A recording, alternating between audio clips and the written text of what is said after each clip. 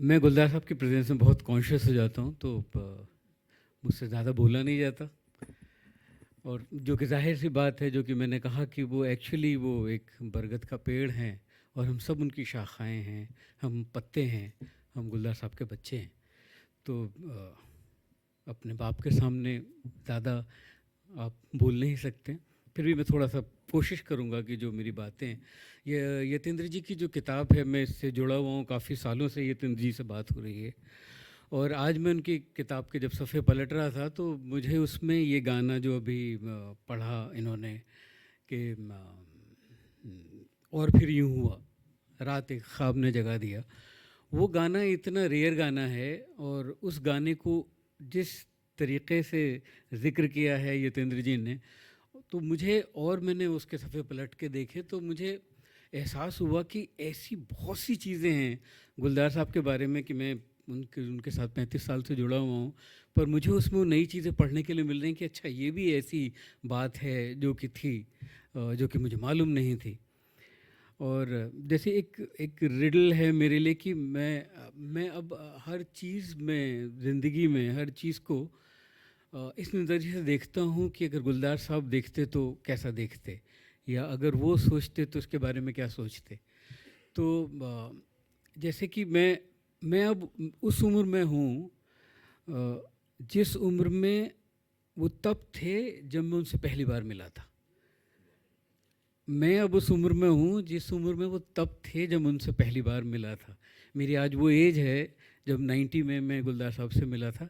वो तब भी उतने मैच्योर लगते थे, वो तब भी उतने समझदार लगते थे, और मैं आज भी, मुझे लगता है कि मैं तो इस उम्र में इतना बेवकूफ़ हूँ। तो हर चीज़ को उनके नज़रिए से देखना। और एक गुलजार साहब के पास एक एक आसमानी शक्ति है, ये आप लोगों को एक सीक्रेट नहीं पता है। एक चमत्कारी कुछ चीज़ है उनके पास। और उसके मैं दो एग्जाम्पल आपको बताता हूँ।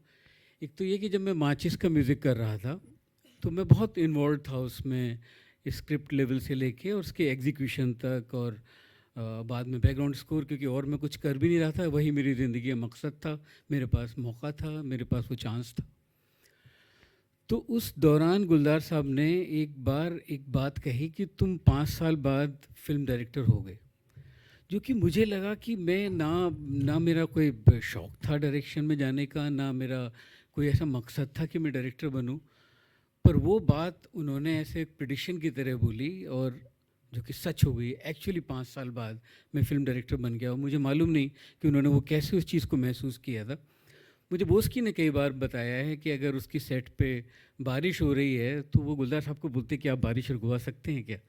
तो गुलजार साहब बोलते कि अभी थोड़ा सा वक्त लगेगा, शायद 10-15 मिनट और वेट कर लो तुम, और बारिश रुक जाती थी।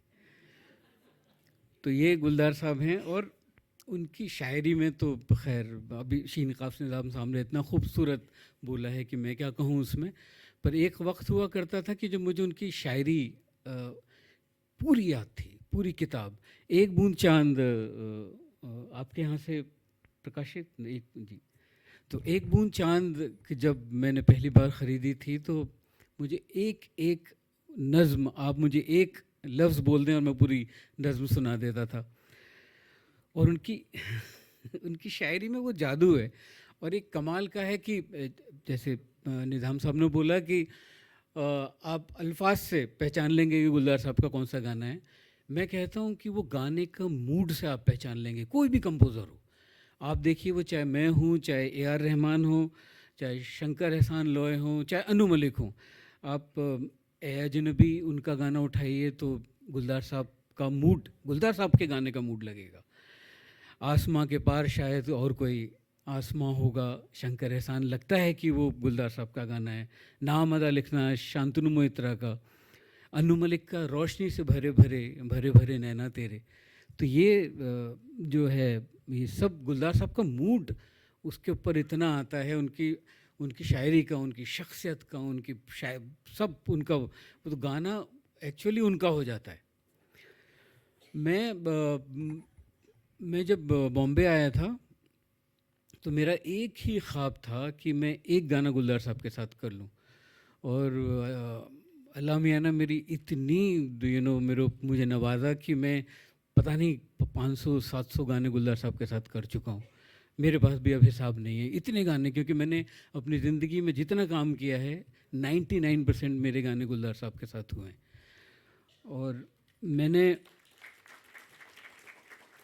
मेरे फादर पोएट थे, तो घर में शायरी का माहौल था, फिल्मी गानों के बारे में बात होती थी, तो तोहे चांद लागे तोहे राहु लागे बैरी तो बात होती ही थी।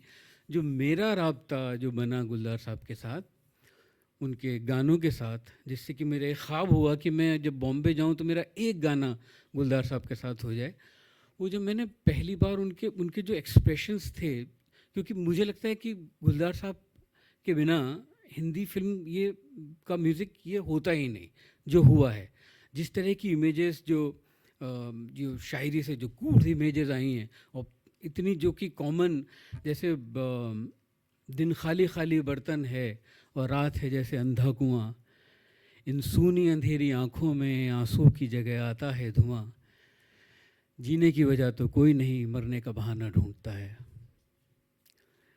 उसके अलावा एक जो बहुत ही खूबसूरत था कि लोगों के घर में रहता हूँ कब अपना कोई घर होगा, उसमें एक एक्सप्रेशन है अंतरे में, जिसने मुझे उस वक्त हिला दिया था। और उस दिन मेरा ये अहद था अपने साथ कि मैं जाऊंगा और गुलजार साहब के साथ काम करूंगा। वो था, इच्छाओं के भीगे चाबुक चुपके चुपके सहता हूँ, इच्छाओं के भीगे चाबुक चुपके चुपके सहता हूँ, दूजे के घर यूं लगता है मौजे पहने रहता हूँ।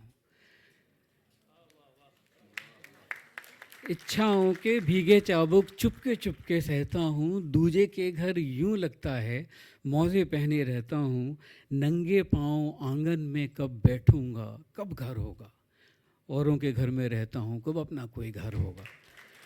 अब ये बात कहना कि ये एक तो ये इस एहसास को फील कर लेना कि मौजे पहन के अपने आंगन में कैसा लगता है जब ज़मीन ठंडी नहीं लगती, ज़मीन आपके तलवे से छूती नहीं है, उस एहसास को इससे मिलाना कि मुझे दूसरों के घर में ऐसा लगता है। और एक बात उस आखिरी में जो जो हमेशा एक एक सबकॉन्शियस में चलती रहती है कि सिर्फ एहसास है ये, रूह से महसूस करो, प्यार को प्यार ही रहने दो, कोई नाम ना दो। Thank you.